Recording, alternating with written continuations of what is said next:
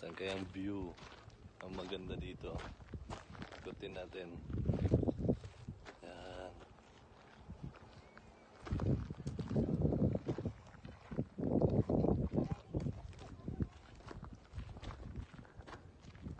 Ikot-ikot saan? Yung kanina.